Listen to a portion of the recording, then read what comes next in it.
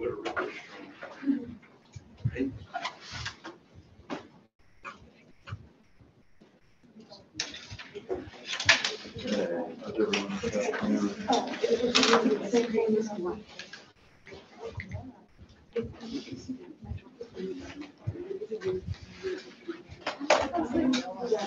everyone doing? Good. Any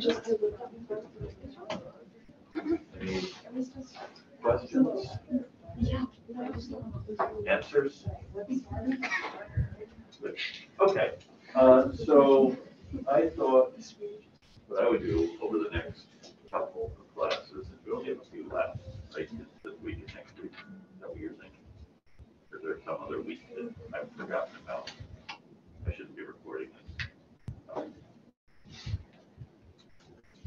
Okay, so I thought what I would do is, well, I should say what we would do, although it's going to be mainly me. I think I spent too much time having you do stuff this semester, and the dean told me it's time I actually tried to teach you something. So we'll talk about Franklin's role in the American Revolution, which I don't think we did much with. Did we talk about this, Gordon? You're looking that way. I thought we did that. Yeah. We started talking about it, and then we started looking at a dinner party in Scotland. Dinner party in Scotland, so we got distracted because of that Scottish menu. Okay, good. That's right. Okay, thank you. It was the haggis. No, they didn't have haggis. They had like roasted things. Sushi. Do you remember the menu for that dinner party? Not much. It was a lot of food though. A lot of food, yeah.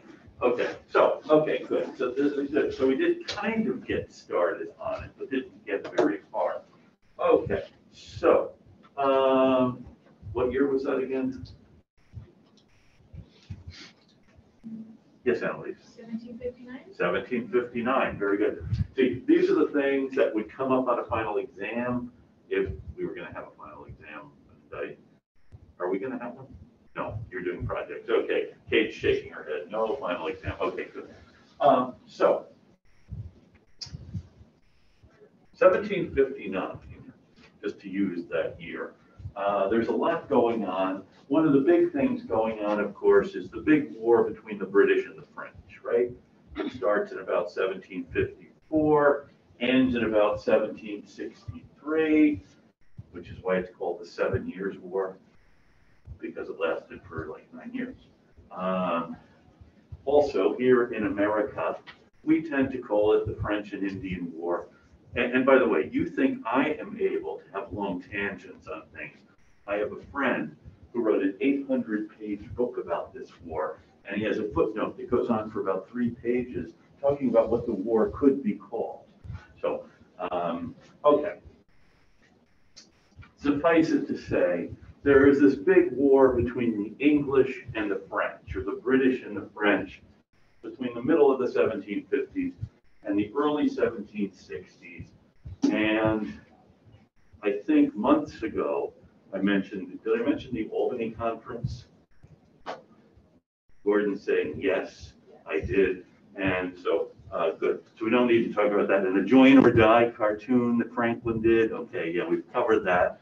And it looks very bad for the British Empire early on in the war. Of course, they're getting, they lose all kinds of things, and they turn it around. We don't need to get into all the details about what happens to turn this war around. See, we wanted to talk about the revolution. I very easily could spend the rest of the semester talking about the 7 Years' War, but I won't now.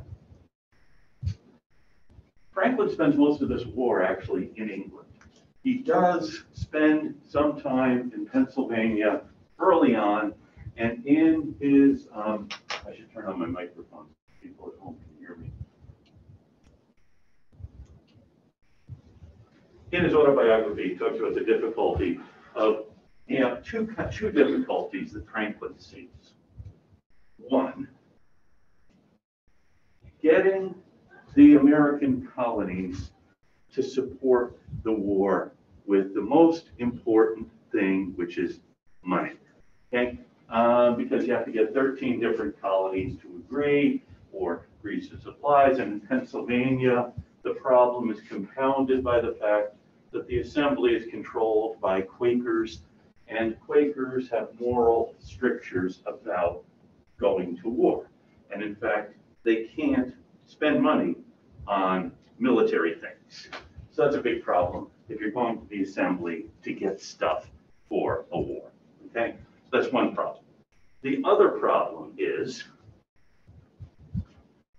the British officers who come over think that these people are simply being recalcitrant, cheap, don't want to support the war. There's actually kind of a big disconnect between the way British strategists see what's happening in America and the way the Americans perceive what is happening in America during this war. I think I am getting a little far afield from the real subject at hand. What do you think, Annalise? Am I rambling too much? I don't know. You don't know, okay. You may have a point to it, so. I may, yeah, I doubt it though. Okay, so what happens, we'll just get back to Franklin. The Pennsylvania Assembly sent him to London, and the reason he is in London, which allows him to go to Scotland, have dinner with David Hume and the others, is because the Pennsylvania Assembly sent him so that he could lobby the British government to take the colony of Pennsylvania away from its rightful owners and instead have it governed by the king. Does anyone know who the rightful owners of the Pennsylvania province were?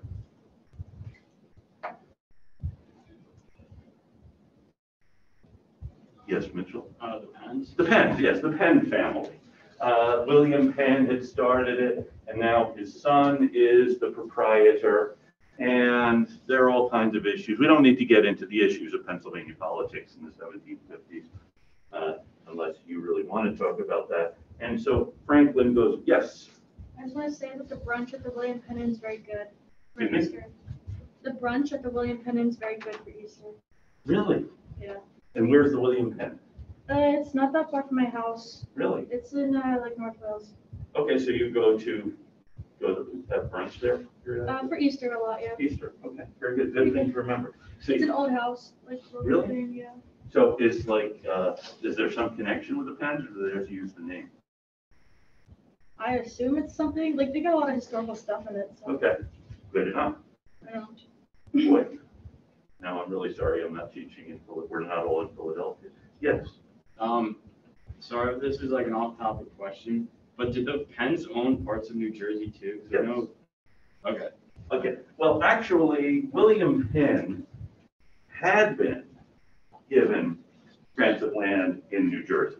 New Jersey, complicated history. What do you know about the Penns in New Jersey? Well, I know with the walking purchase of 1737, William Penn's son purchased the land from the Lenape, but it also, not only did it encompass parts of Pennsylvania, but also encompassed parts of New Jersey, going all the way up to almost like central Jersey, I believe.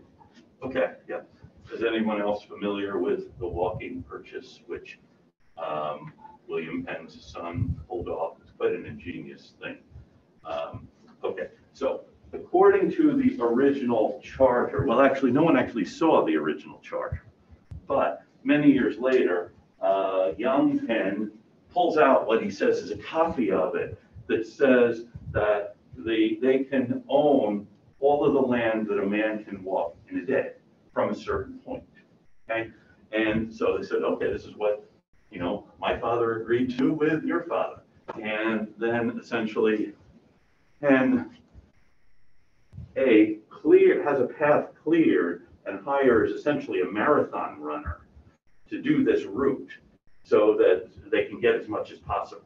And the Lenape said, that's not what we thought. He said, oh, yes, see, it's in the charter, as much as a man can walk in a day, and that's what we did. So, yeah. So the Penns, William Penn, saintly Quaker guy, his children are real cutthroats. And by the way, they're not Quakers anymore, for those of you who are. The deans told me not to keep asking if people are Quakers. The young Penns are Anglicans, which doesn't mean, I'm not saying all Episcopalians are like this and are going to cheat anyone if they have an opportunity. So anyway, yeah. So the Penns have this land, and their land cannot be taxed. by the Pennsylvania Assembly. So when Pennsylvania is called upon to supply stuff to the British, there are two big things they can't do. One, get the Quakers to contribute anything. Two, get the Penns to contribute anything. And so the members of the Assembly who are not Quakers, or the people in Pennsylvania who are not Quakers or are not Penns, wind up paying a lot more. So this is a grievance for them. And they think the only practical thing to do is go to London and get the king to take the colony away from the Penns and instead have the king run it. Now, some members of the Assembly say that might not be such a good idea. At least with the Penns, we know what we're dealing with. It becomes a royal colony, we don't really know what we're dealing with. You're trading, one bad situation for another. There's a good, reasonable position. Deal with the devil you know rather than the one you don't know. And of course, at this time, people in other colonies are complaining about the king. Notwithstanding, they send Franklin off to London to try to negotiate Pennsylvania away from the Penns. And I have to tell you, in this effort, Franklin fails utterly.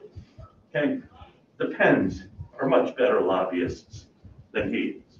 And second, notwithstanding the fact that he is a complete failure at it, he essentially spent 17 years in London working on this, long after there is any hope for turning this thing around. He does come home to Pennsylvania for about several months in the early 1760s, but for the most part, from the late 1750s into the mid 1770s, he's in London, and I have to say he's really enjoying himself. And if you were living the way he was in London, you wouldn't want to go home either.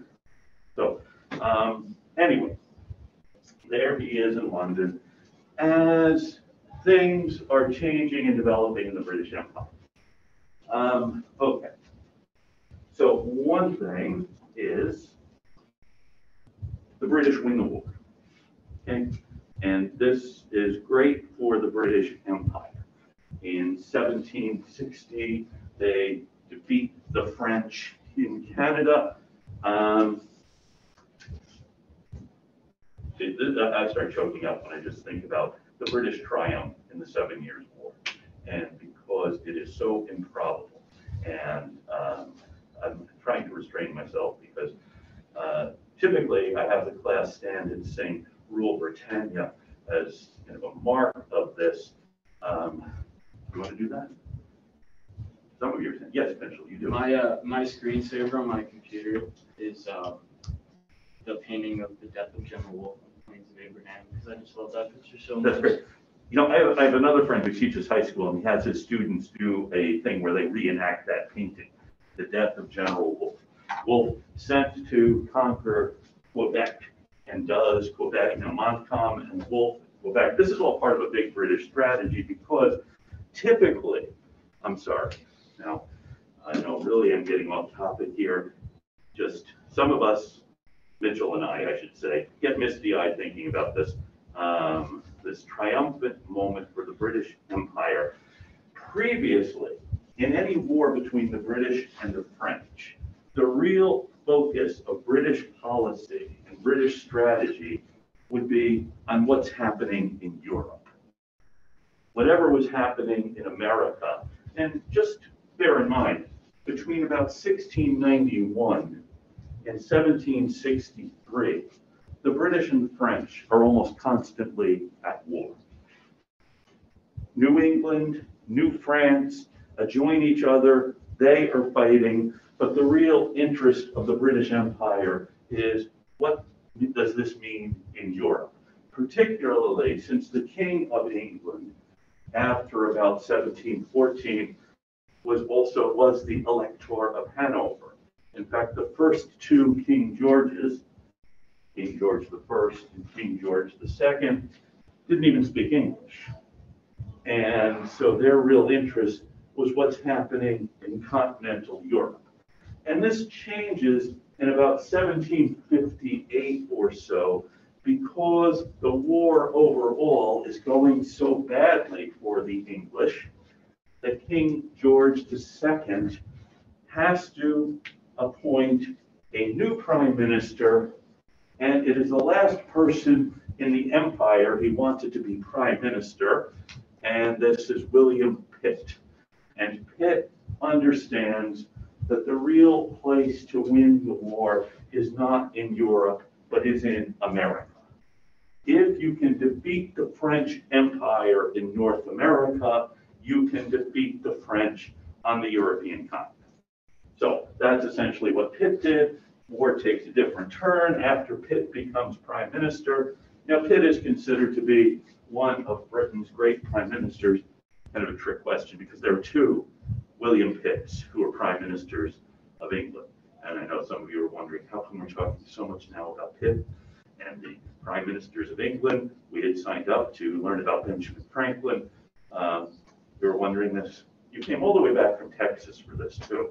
Yeah, and thinking, boy, should have stayed home, right? Okay, so anyway, war takes a turn, and General Wolfe, as Mitchell has told us, defeats the French at Quebec, and collapse of the French Empire in North America, and Britain emerges triumphant. And in fact, the French signed their peace treaty with England, recognizing the British triumph. Anyone know where the treaty was signed? In Paris. Not only do you beat the French, I'm just wondering, is anyone here French? I should have asked this before I just started talking about what a great moment this is for the world.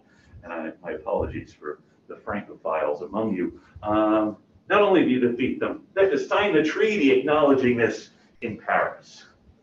Boy, I think I need to breathe into a paper bag for a few minutes just to calm down and recover my equilibrium. Okay, now, with this great victory, of course, okay, one thing I guarantee you, once the tours of the Freedom Trail resume, you can stand on Tremont Street and you will hear trolleys, duck boats, costumed interpreters going by saying, and as a result of the war, Britain was in debt, and thus, to pay off the debt, raised taxes on Americans. Now, each of these separate statements is true. Britain was in debt, and Britain raised taxes on Americans. The connecting thing is nonsense. The taxes the British imposed on North America were not going to pay Britain's debt. The real purpose of these taxes was the British Parliament recognized. By the way, whenever you hear someone saying that, stop and correct them. Yeah, this is one thing you're supposed to get out of the class, is being able to correct tour guides who are just trying to earn an honest living. And it's not their fault if sometimes they misrepresent things. So anyway, Parliament recognizes we have an empire now, which they hadn't really acknowledged before. We should try to govern the empire, and we should also make sure that the wealth of the empire accrues to the benefit of the empire, and the best way to do that is to have Parliament regulate trade.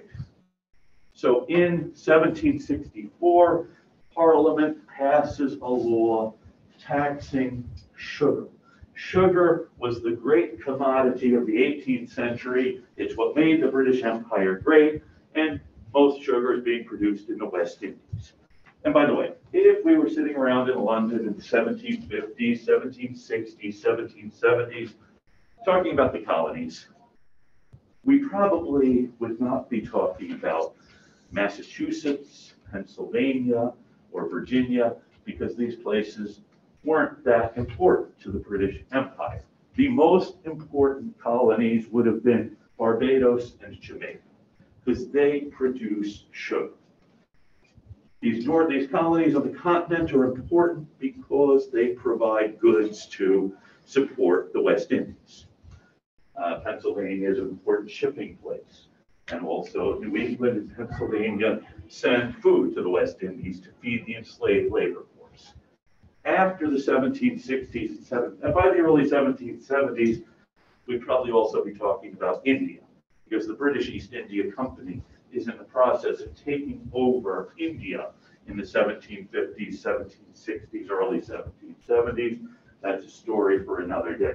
So anyway, the mainland British colonies, not that important, which is one reason why poor Franklin doesn't get a lot of hearings in London about the grievances of Pennsylvania. Okay, so let me see. However, Parliament is trying now to regulate trade, and they do this in two ways. One is through the Sugar Act, which taxes sugar. Now, Parliament already had passed taxes on sugar, and sugar was mainly then, now Boston is important because we processed sugar into, or molasses into rum and refined sugar. First candy company in America is opened in Boston in the late 1760s. Okay, so anyway, but they never sent over anyone to collect the tax. After 1764, Parliament lowers the tax, but sends people to make sure the tax is collected. And that's really the big grievance. It didn't mean to start with that. The other thing that Parliament does in 1765 is a Stamp Act. I have it on good authority that if you mention the Stamp Act, people's eyes glaze over. So I apologize for that. Have you heard of this before? Have you heard more than you want to know about the Stamp Act? Because I don't know. What do you know about it, Tyler? I don't know very much. I just kind of, correct me if I'm wrong, but I think it was like a tax on stamps enacted on colonies. You're close. The stamp is a symbol that you paid. Okay, so it's not, yes. Isn't it like a tax on like playing cards and like all these other Yes. paper goods, and you have to have it for it? Any kind of paper good is going to be taxed, and the way you know someone has paid the tax is there's a stamp on it. So playing cards, one thing. College diplomas, another thing. Lawyers' licenses, marriage licenses, birth certificates, any kind of legal document has to have a stamp, as well as almanacs, newspapers, and in fact, a full sheet newspaper, the tax is, I think, 1 cent, and for half a sheet, it's half a cent. Now, the paper, it's not as though, you know, Tyler's printing a newspaper here, and he has a tax agent coming to the printing office and stamping each one. He actually has to buy the paper from London now, because it's all stamped over there. And so this tax, the sugar tax, if you're a merchant importing sugar, yeah, you're gonna have to pay the tax. And there are protests about the sugar tax. One of them involves the tax collector, a guy named John Robinson, who shows up in Newport, and he is supposed to collect the tax. And a group of Newport merchants call on him and say, as they know how much he is being paid for this, we'll say he's getting paid 40,000 pounds a year, which would be quite a lot, probably less than that. And they say, look, you see one of our ships coming in, look the other way, we'll give you 40,000 pounds a year. What would you say in answer to that? Okay. What would you say? I just want to get a sense. Who here would say, as Gordon did, okay? I'll take that. Sydney's wondering, should I commit myself? What about you, Sushi? Would you take this bribe? Which is essentially what it is. Oh, yeah, okay, good, good. Madison, you're taking names of those who are going to take the bribe. Robinson is outraged that they would think he could be bought. So he says, no, I am not going to accept it. He's here to do his duty, right? And it's not, he's not here to help these guys get rich, which they are doing. So, week or two later, one of their ships comes in, sails past Newport, no sugar on board this ship. He goes aboard, filled with sugar, barrels of molasses. He hauls the ship back to Newport, arrests the ship and the captain, brings him to the Admiralty Court, and on the day of the trial, the sheriff doesn't show up. The sheriff, it turns out, is this guy's cousin, okay? And Robinson can't prosecute the case without the sheriff. So he tells the sheriff, if you try that stunt like that again, I am going to get you in big trouble with the folks in London. And so next time it happens, yes, the sheriff shows up, but the judge doesn't show up. These people are not going to obey the law. And then I'll just make this a shorter story, and well, it's probably a longer story than you wanted to hear anyway, about poor John Robinson trying to enforce the law in Newport. You know how this ends? I have an idea, but it's probably wrong. Okay, yes. Does he get tarred and feathered? No, not he doesn't get tarred and feathered. You might be thinking of John Malcolm. And John Malcolm gets tarred and feathered. He's another guy, customs informer, or in the parlance of the Boston Patriots, a snitch. By the way, go up to Copp's Hill because his brother is buried there. John Malcolm's brother, Daniel Malcolm. Daniel Malcolm wanted to be buried deep enough so he would be beyond the reach of any British revenue officers. His brother is a revenue officer. Think of that. These two guys are from Maine. They're from this big family. These two guys are about a year and a half apart. I think there's a lot of sibling stuff going on between them. Anyway, and actually, John Malcolm gets tarred and feathered twice. Once up in Maine. Then he comes here, people make fun of him for having been tarred and feathered, so he gets mad and he starts whacking a kid over the head who's telling him you're tarred and feathered. Someone intercedes, and Malcolm winds up getting tarred and feathered again. I don't know what, there's probably a valuable lesson in there for you somewhere. Anyway, our friend Robinson, one of these ships sails in. Are you a friend of John Robinson? Okay. One of these ships comes into Newport, goes past Newport, sails up Narragansett Bay, sails into the Taunton River. And Robinson takes off after it. And he gets to, I believe it might be the town of Taunton, which is in Massachusetts, just as the ship is tied up at the dock. And he says, untie the ship, take it back to Newport so we can inspect the cargo. And the guys aboard the ship who have just sailed this vessel up from Jamaica say, we don't know anything about sailing a vessel like this. If we tried to get it back to Newport, we might damage it. We wouldn't want that to happen. So no, we can't take it back to Newport. So Robinson has to go back to Newport himself, hire guys to come and sail this vessel back to Newport. And while he is gone, of course, they've unloaded the ship. He gets back to Newport. The last casks of molasses have been taken off of it. He goes aboard, and they also had drilled holes into the hull of the ship. So as he gets aboard, the ship sinks to the bottom of the Taunton River, and he is now ankle deep in water on the deck of this sunken vessel. And the sheriff arrives because the sheriff had heard someone was damaging this ship, and there is this guy aboard the ship. He arrests Robinson, hauls him off to jail about 8 miles away. And you can see it's tough for Robinson to enforce the law here. So this is the Sugar Act, okay? But again, you can see these sugar merchants doing pretty well. Don't want someone like Robinson interfering or having to pay this tax they've never had to pay before. The Stamp Act is a bit different because it doesn't just affect sugar merchants, it affects everybody. If you play cards, if you read a newspaper, it really affects the printers. Okay.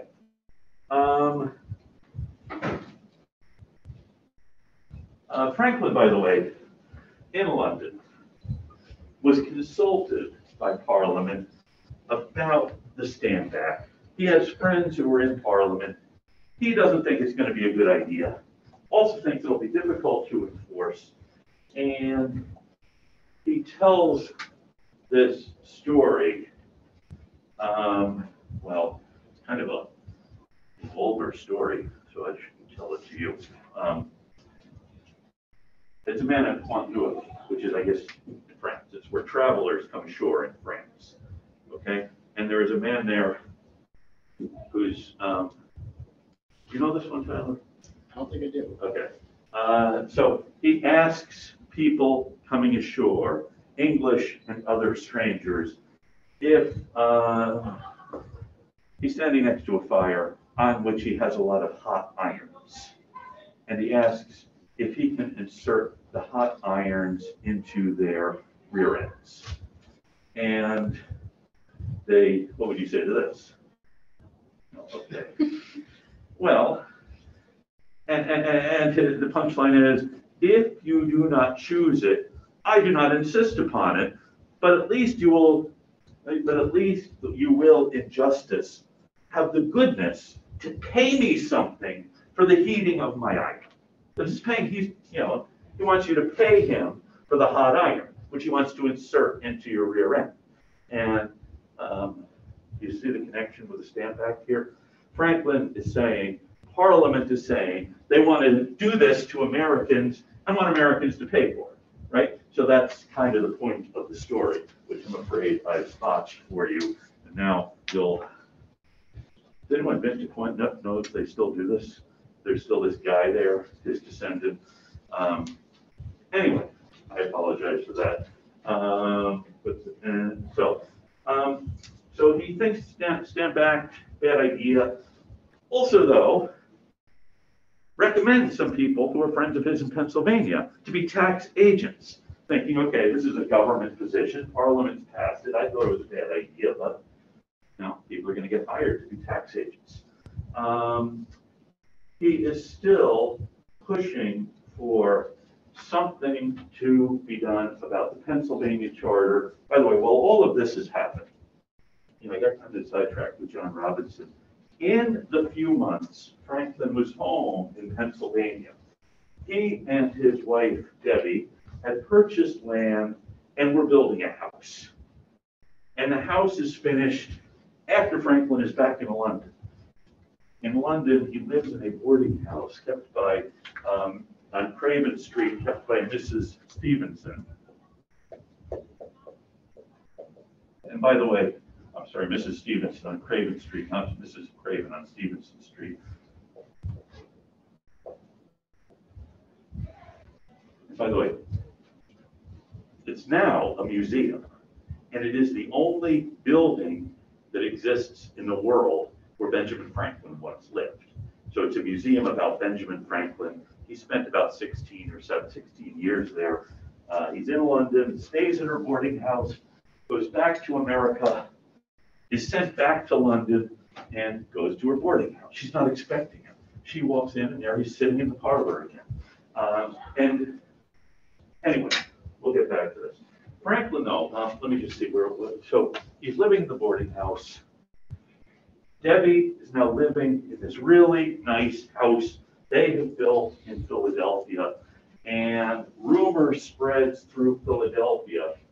This is in September of 1765. By the way, in August of 1765, a rumor spread through town that at the on Long Wharf,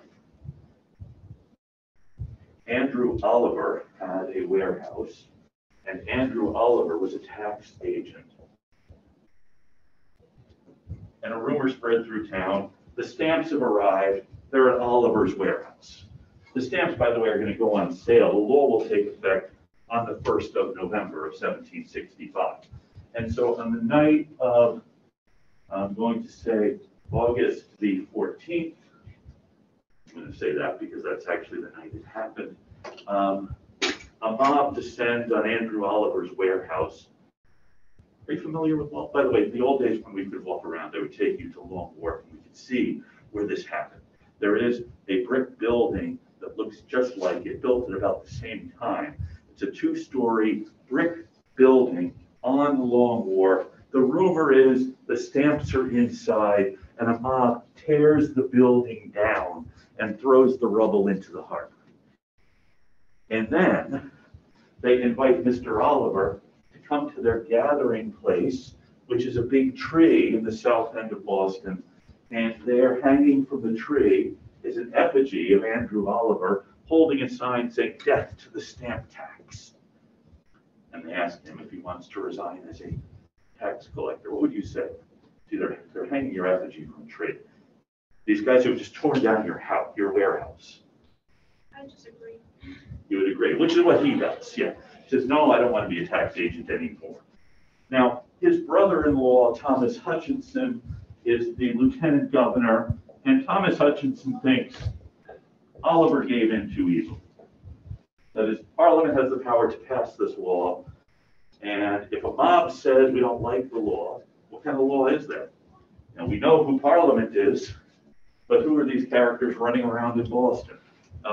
Someone else in Boston a few years later will say, is it better to be governed by one tyrant 3,000 miles away or by 3,000 tyrants surrounding? So Thomas Hutchinson says he gave in too easily, and word of that gets around, and on the night of August the 26th, Thomas Hutchinson's having dinner at his home in the North End, and he hears a crowd outside who ransack his house, tear off the shutters, break all the windows, cut the eyes out of his portrait. He's, by the way, Hutchinson, I think one reason I am really sympathetic to Hutchinson, in a different lifetime, Thomas Hutchinson probably would have been a college professor. He likes to give long lectures. He's writing a history of Massachusetts. He's written 2 volumes. He has all of the documents on Massachusetts history he has collected for volume 3, and the mob takes all of these papers and scatters them out in the street. And one of Hutchinson's friends says, apparently no one wanted to read another volume of his wretched history. This is what the poor guy's friends are saying.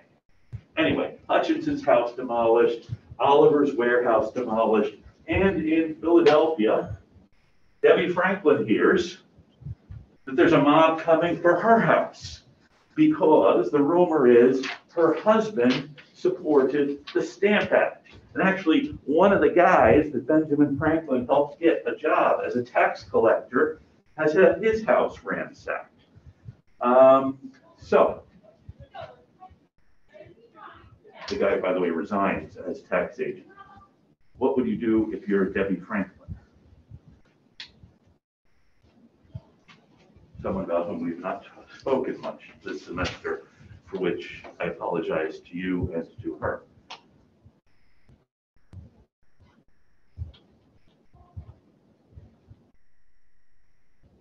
Yes. I'd probably try and spread like information saying like, that's not true. Like, don't come ransack my house, please.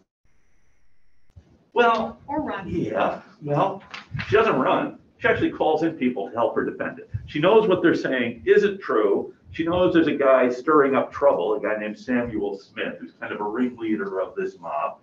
And she calls in various friends of hers who arm themselves so that and lets everyone know, if you want to cause trouble here, Debbie Franklin is prepared, okay? So no, they don't mess with her house. When her husband hears about this, he says, the woman deserves a good house that is determined to defend it, okay? So, there is suspicion here that Franklin might be supportive of the British policy, because here he's getting his friends jobs as tax collectors, and his son William is now the governor of New Jersey.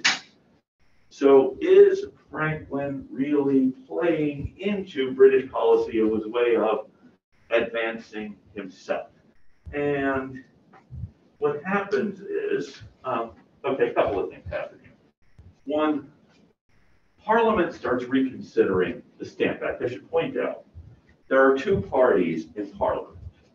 one, the administration party that supported the Stamp Act, two, the opposition party, which is going to oppose anything the administration wants, one thing being the Stamp Act. Secondly, you have this rioting going on.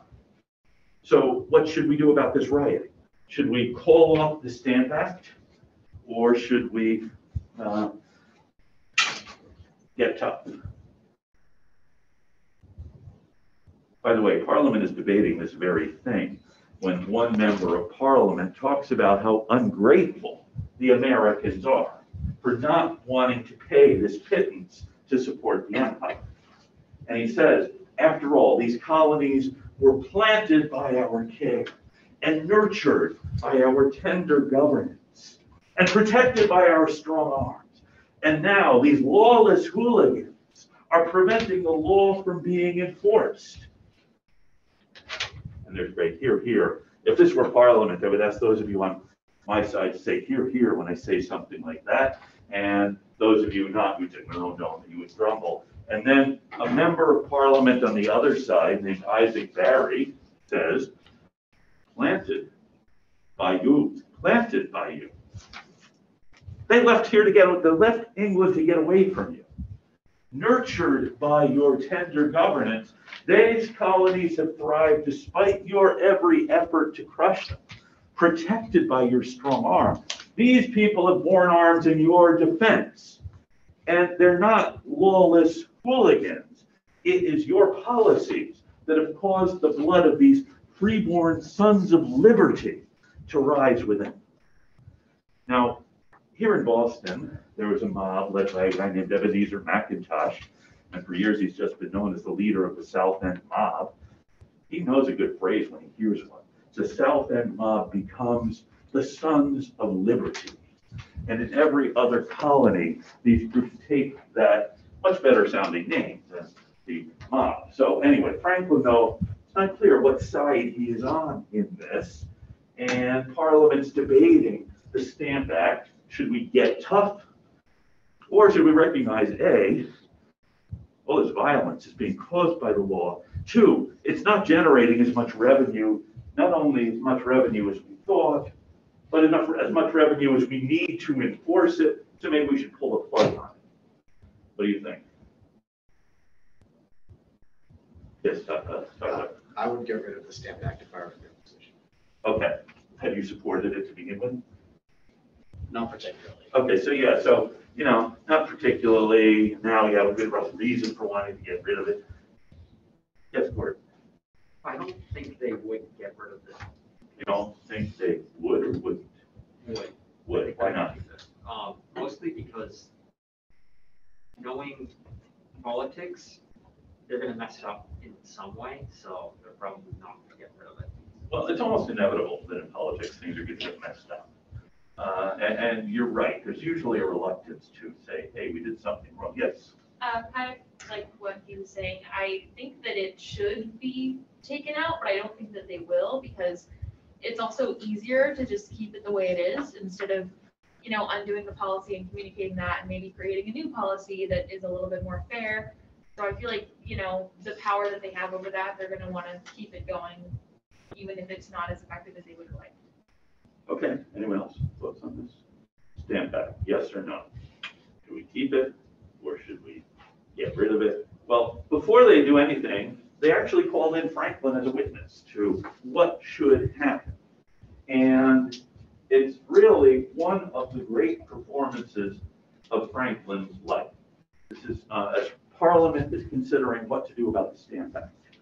And he is talking about, this is in February of 1766, the effect British trade policies are having on America. That because Britain is A, forcing Americans to buy British goods, they cannot manufacture their own things. They cannot manufacture, they're not supposed to, they have to buy everything from Britain. Consequently, Americans are no longer buying British goods, but are manufacturing their own things. Actually, one of the customs Americans had at this time if someone died and you went to the funeral, you would be given a pair of gloves that were dyed black. That's a custom that goes out of fashion because the gloves are being imported from England and other similar customs. What Franklin has asked had been the pride of Americans. He says, wearing English finery. What now is their pride? By the way, these are questions asked by Franklin's friends who also, like Tyler, want to get rid of the Stamp Act. What now is their pride? Wearing homespun, wearing old clothes, no longer eating mutton, as sheep are growing old, producing wool. And Franklin talks about all the happy little lambs who are going to grow up producing wool, because now Americans are manufacturing their own. And he has very detailed answers on how much Americans pay in taxes, how much they produce, and other things. And he is asked, could we send an army to enforce the Stamp Act? And he says, how can an army force people to buy stamps? So it's really a masterful performance, which is republished in America and helps in America somewhat to restore Franklin's reputation. By the way, there's also an argument going on in London about how we really have to do something. Otherwise, the Americans will compete with us to manufacture their own stuff. And we really need to nip this in the bud, or else the Americans are going to become stronger. Now, Franklin, I should say, also anticipated that Americans were going to become stronger, but he thought they would become stronger as part of the British Empire. In the early 1750s, he wrote an essay on the increase of population generally, and noted that the American population doubled every 25 years, which is an astonishing rate of population growth.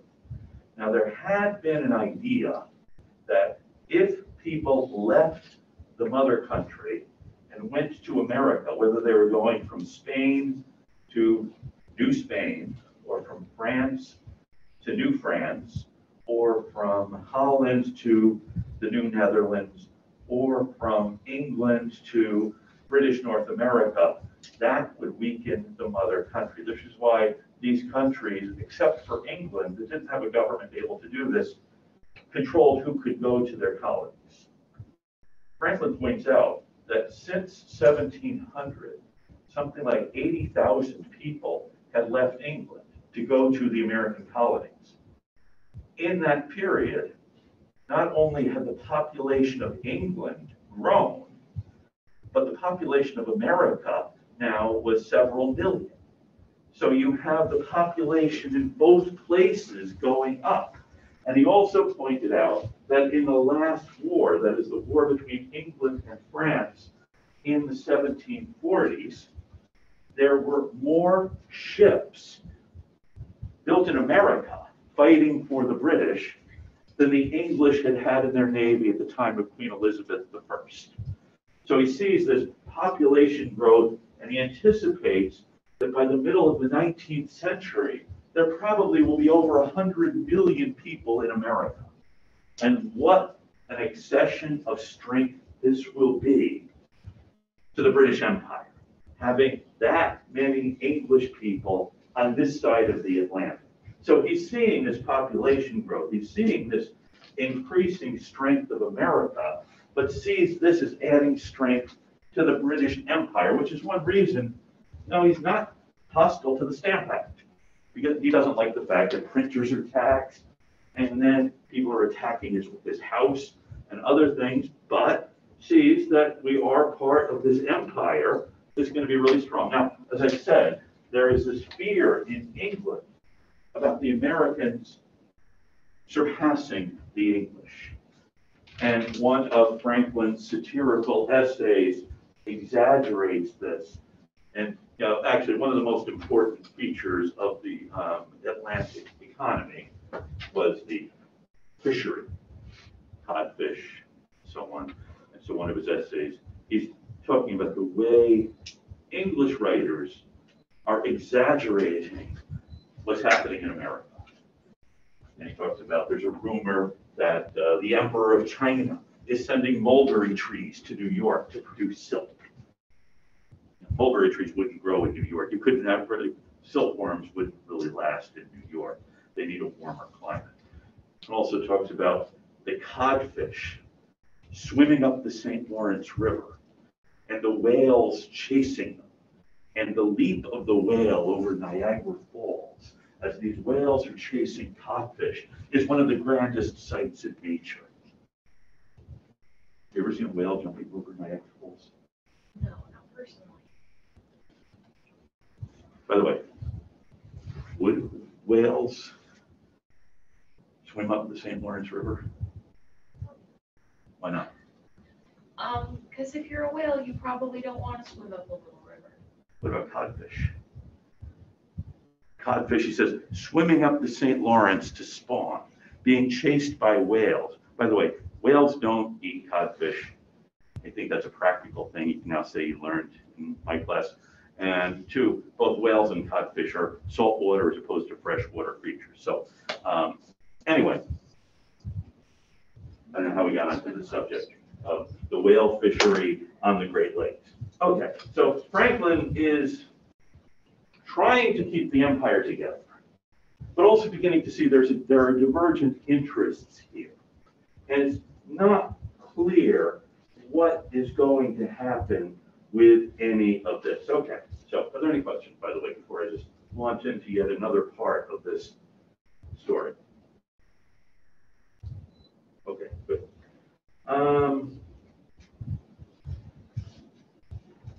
Yeah.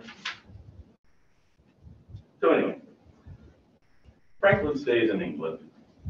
And in late 1760s, he had been sent there initially to be the agent of the Pennsylvania Assembly, and then the New Jersey Assembly, and the Massachusetts Assembly, and the Georgia Assembly also make him their agent, which is essentially their lobbyist. Remember, Americans are not represented in Parliament.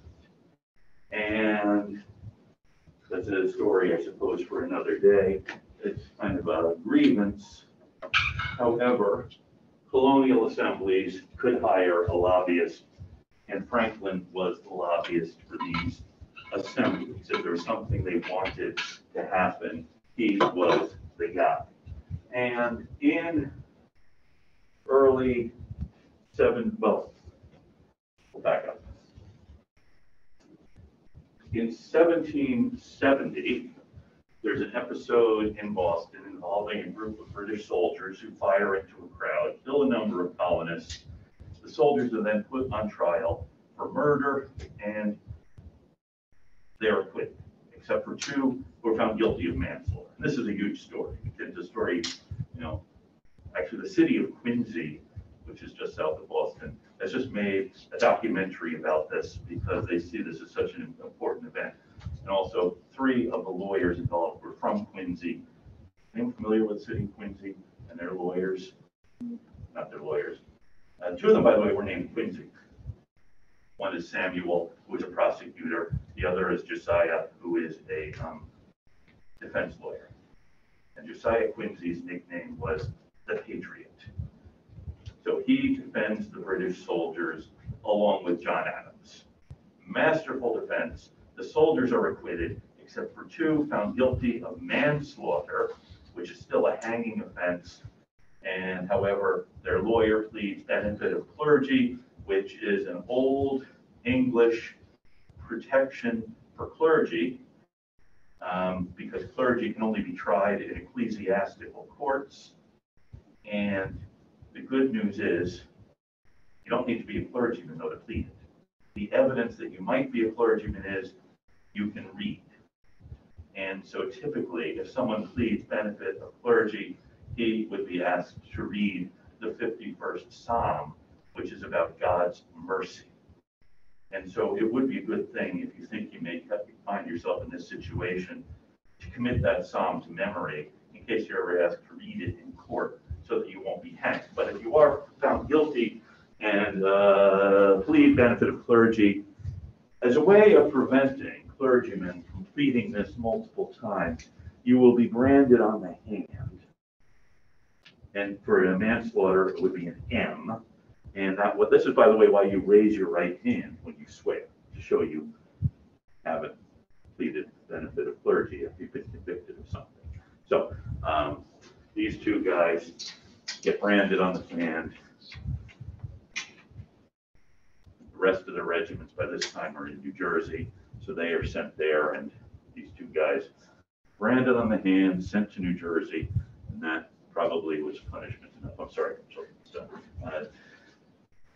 Anyway, the British Crown thinks, wow, we really dodged a bullet on that one, because what will guarantee the next time a soldier or some official in the American colonies does something the mob doesn't like, you can't guarantee that John Adams and Josiah Quincy are going to show up to defend them. So what we want to do in order to make sure these judges are subservient to us rather than the mob is to have the Parliament and the British Crown pay the judges and other officials in places like Massachusetts. So if we were hanging around here in the early 1770s, one of the big political issues would be the paying of judges. And, I'm good for several hours on this topic as well. Gordon's eyes are glazing over at this. He was really riveted with the Stamp Act. Mentioned the paying of judges' salaries. Yeah, you kind of lose people on this one. But you can imagine this is an important issue. Okay. Let's see. Well, here's the problem.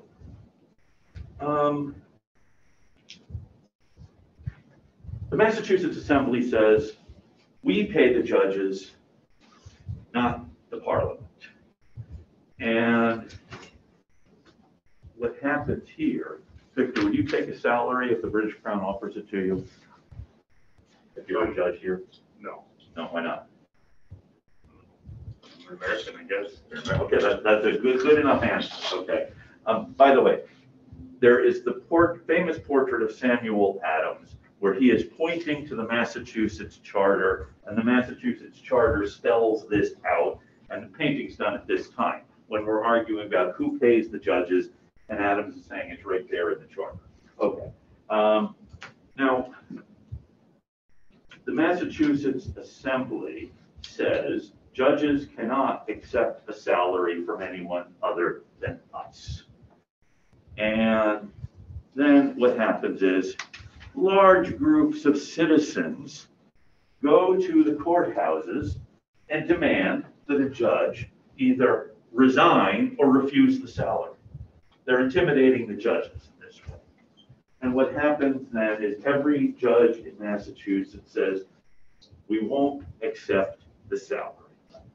Okay, so we're kind of happy with that. Those of us who are part of the angry mobs here in Boston and other parts of Massachusetts. Every judge except one, and that is Peter Oliver, who is the brother of Andrew Oliver, brother-in-law of Thomas Hutchinson. And he says it costs him money to be a judge.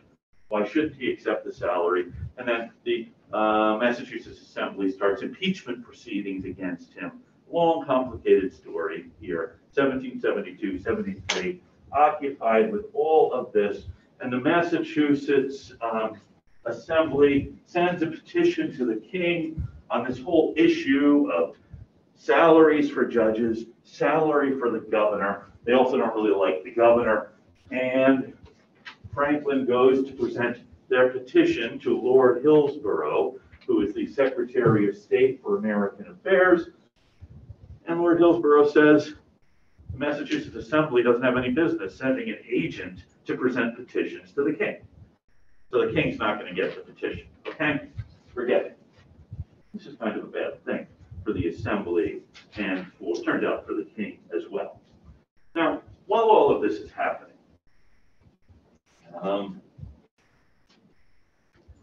as I think I mentioned, Thomas Hutchinson, governor of Massachusetts, he's from here.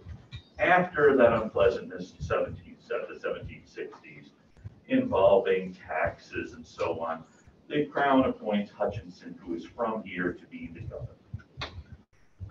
By the way, people understand what I'm saying, or am I going beyond the realm of your comprehension? Am I just throwing out random ideas that don't really connect?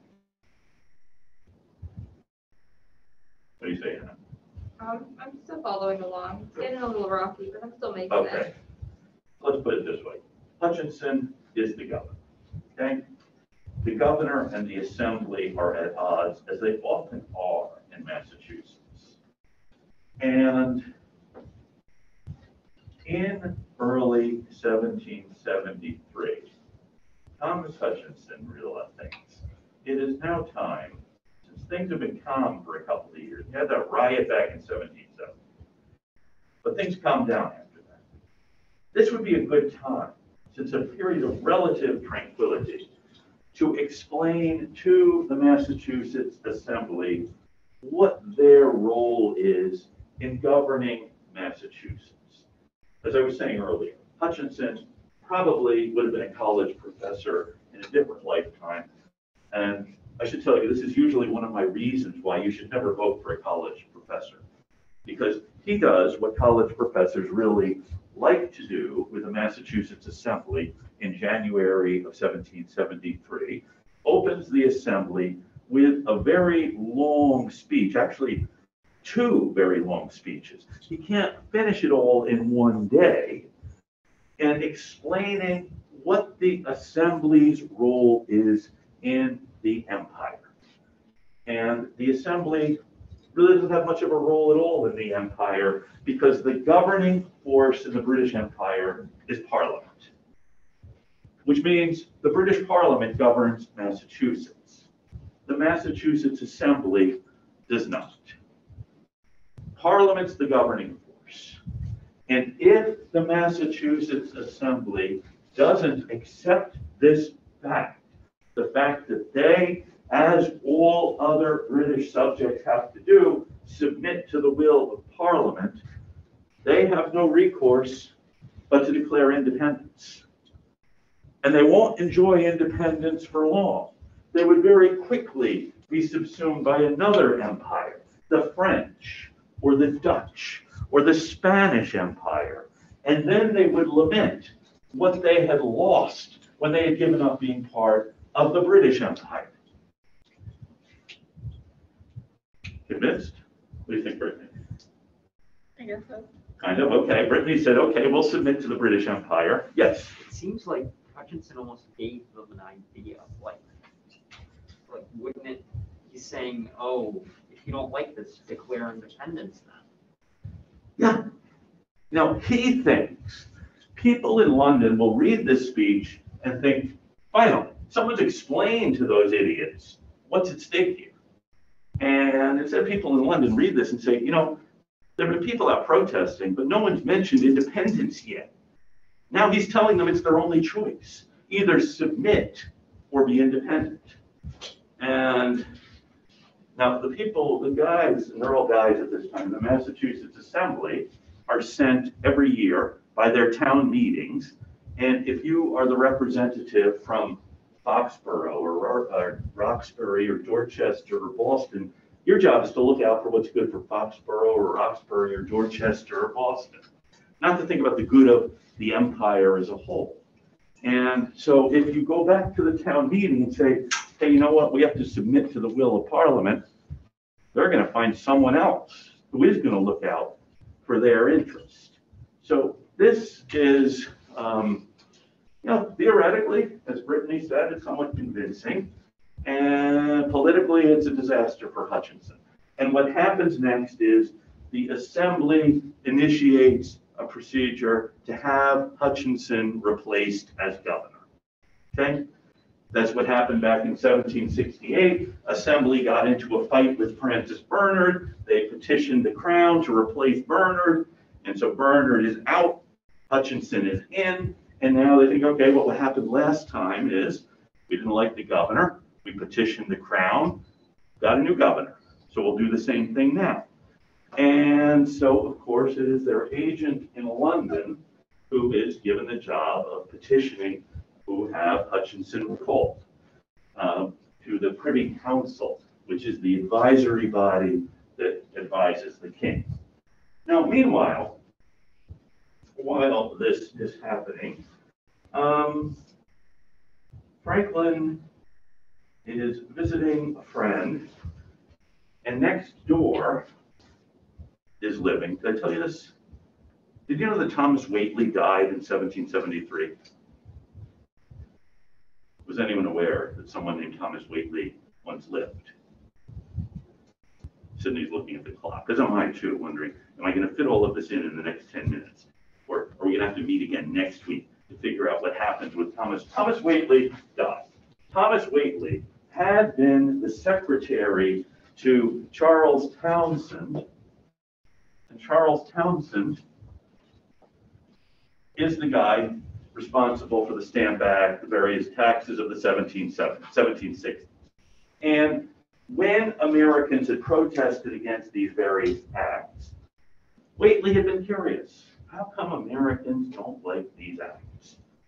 Now, he could have simply, I guess, written to any of the Americans protesting against them, but instead he wrote to Thomas Hutchinson and other people whom he knew to be, you don't want to write a letter to someone who's going to send you back a diatribe telling you how wrong you are. You want to write to reasonable people who will be able to look closely at both sides, which Thomas Hutchinson is able to do, even though he knows one side is wildly wrong.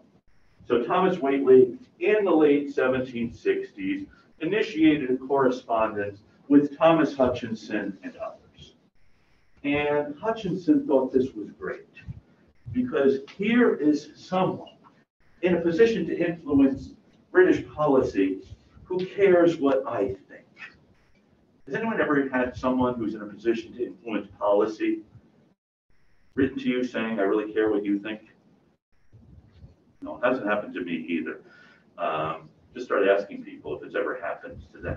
But here Hutchinson knows this is really a great opportunity to have the ear of someone who is in a position of power and influence in London. And he unburdens himself. He wants to show Whately that he agrees with what the British government is doing, and that these people here who are protesting are misguided, don't really understand, as Whately and Hutchinson do, the big picture. For example, Hutchinson says, they can't expect to move 3,000 miles away from England and still enjoy all the rights of Englishmen. Also, he thinks maybe it would be good to crush them a bit, and then they would appreciate their liberty as British subjects. In 1772, a group of people in Rhode Island had forced a revenue cutter, the Gaspee, to run ashore, and they burned it. And Hutchinson writes saying, after this episode, maybe we could have some of the ringleaders brought to London and tried at Executioner's Dock. And that would probably quiet down the rest of them. And he also talks about these Lilliputian assemblies in America. Familiar with what Lilliputians are? Jonathan Swift's novel, Gulliver's Travels, Captain Gulliver goes to the land of Lilliput, where the people are tiny, but they tie him to the ground. And so these assemblies are Lilliputian, which means small and insignificant. Okay, so anyway, Hutchinson unburdens himself to Thomas Whately. Thomas Whately dies. Thomas Whately's executor, going through all of his stuff, finds all of these letters from Thomas Hutchinson, the governor of Massachusetts, and he knows that his next door neighbor, Benjamin Franklin, is somehow involved with the Massachusetts Assembly in their fight with Thomas Hutchinson. Maybe he would be interested in seeing these. So he brings all of the letters over to Franklin, and Franklin sends them to Thomas Cushing, who is the clerk of the Massachusetts Assembly, and also, of course, the real power in the Assembly is Samuel Adams. Okay, so suddenly the Assembly gets all of these letters from Thomas Hutchinson, calling them Lilliputians, saying they can't expect to have moved 3,000 miles away from England and enjoy all the rights of Englishmen. And maybe they should be crushed a little bit, and then they would appreciate the liberties they had as British subjects. And by the way, Franklin also tells them, by the way, if you write a letter and you send it to someone, can that person publish it legally? It's not going to do you a whole lot of good if someone does, but legally, no. If you write something, it belongs to you. However, and so Franklin tells Cushing, under no circumstances can these be published. Samuel Adams knows what to do with things that can't be published. He has the door to the assembly chamber locked, and he has the clerk read the letters aloud. And so we, the members of the assembly, who earlier in the year had Governor Hutchinson lecturing us about our place in the British Empire, now hear these phrases like, can't expect to enjoy all the rights of Englishmen, Lilliputian assemblies, maybe they should be crushed a little bit, the sight of a few of them in executioner's dock. And then, of course, there's nothing stopping them from going out and saying what they heard in Hutchinson's letters. And Adams is shrewd enough that after about 2 weeks of newspapers picking up things that had been heard in these letters, to announce he has found another set of the letters that can be published because there's no strictures of secrecy on them. So this is actually, okay. On the first appearance of the letters in the House of Representatives voted 101 to 5 that the design and tendency of them was to subvert the Constitution and introduce arbitrary power. Nothing could have been more seasonable than the arrival of these letters. They stripped the mask from the authors, who under the profession of friendship to their country have been endeavoring to build up themselves and their families on its ruins. So the letters destroy Thomas Hutchinson. And the Assembly, as I said, already at war with Hutchinson, and Franklin thinks that if he can maneuver Hutchinson out of the governorship, he can hopefully maneuver someone else in who would be more conciliatory and able to deal with this growing crisis. So I know I could go on. In fact, I'm just warming up. If I didn't have another class, I'd probably stay in this room for the rest of the day telling this story, whether you're here to listen or not. But I know you have lives to get back to, so we'll pick this up on Tuesday and figure out what happens to Franklin, what happens to the empire, what happens to America. So you're expressing that for an hour. Good job. It's not really about that. It's just, I know this.